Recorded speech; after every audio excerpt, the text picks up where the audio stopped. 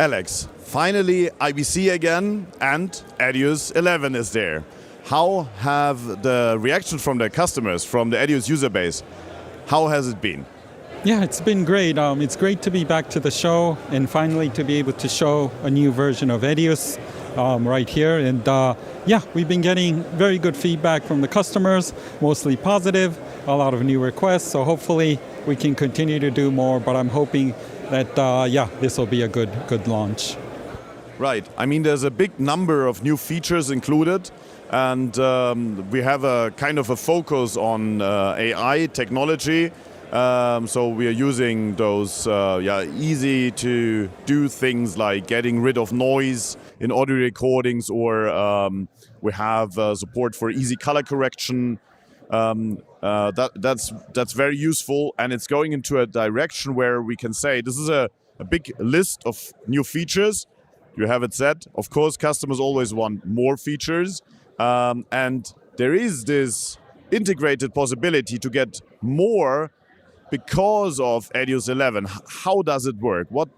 What's happening? Yes, for that purpose, we are introducing this new Edius Chorus Hub architecture, where it allows a central database server to share content information like metadata, markers between multiple machines, multiple Edius machines, Minx, even other third-party applications, third-party services to share share information and to be able to allow more functionalities, a better workflow for the users. Right. Working connected, that is really a very nice feature. I mean, in the past, this was possible with some solutions from Grass Valley or others, but they were quite expensive. And now we have our own service solution from the Edius team, which is very much optimized for the Edius users. And I think interesting is that the possibility to connect not only like clients and Mink and Edius to that server, but also services. It's very interesting because we tried it out here at the show, not just with the server version, but even with the individual Edius.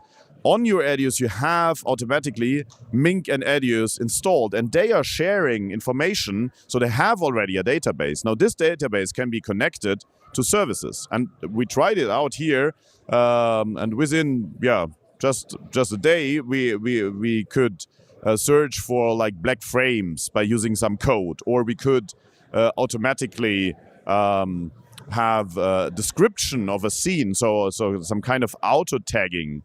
And of course, that makes it very easy to organize your own footage.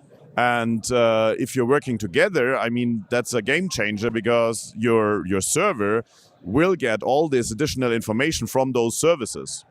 And I think, I mean, other companies are doing the same, but they're integrating a service into their product. We are offering just like the possibility to connect any kind of additional service by adding an API structure. We are able to make a short description or even deliver a complete solution to add those functionalities.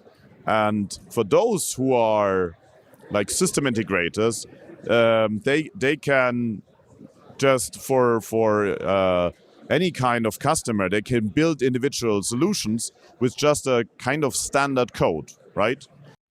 So let's have a closer look at these new possibilities. We would like to do a scene detection in Edius. Edius itself does not offer this function, but now we are able to use another tool externally. We send this service to a local application. The tool will detect scenes and send back markers. It is also possible to get a description for these scenes. We send single pictures from the video to the engine that describes them. Now we can search for content by using the scene description. The same could be done with audio via a speech-to-text function from another service. The name of a clip does not always reveal its content. Now, AI can find specific content either on the basis of how a scene is described or what is spoken in a video clip. These are just a few examples of what is possible with the new API structure. I was really impressed to see how it's working and how easy and fast it's going. And it is a different approach. I think that many customers would say like, I don't need this, I don't need database. And so, yes, you don't need database to work in a database, but you probably need all these features which suddenly are possible. I thought of, we have a media storage in the company where we put on a lot of files, and in the end, we never know where something is. So using the combination of a Chorus Hub server and auto tagging, just that case, and then I can search for like a few words, and then I'll find all those clips. That's just amazing. So yeah, sorry again for talking too much, but I was really happy seeing that, and I understood that your team has been working very hard on this structure, which is working in the background, and it's not a visible feature what jumps into your face, but it gives you so many possibilities in the future of Edius 11. Edius 11 offers an AI-based voice recognition that allows you to eliminate even extreme noise better than ever before. This interview was taken after the announcement of Edius 11 at the IBC show. You can hear a lot of yelling, general noise, and even music in the background. The target of this new Edius Hub architecture is to be able to open up the Edius project to other workflows, to other tools, applications. To clean the interview, we simply add the new Extract Dialog EE filter on the audio clip. By choosing from the presets, we can reduce the noise, or in our case, eliminate it all with the AI Dialog Cleaner Strong preset. The target of this new Edius Hub architecture is to be able to open up the Edius project to other workflows, to other tools, applications. So this is the original interview. The target of this new Edius Hub architecture is to be able to open up.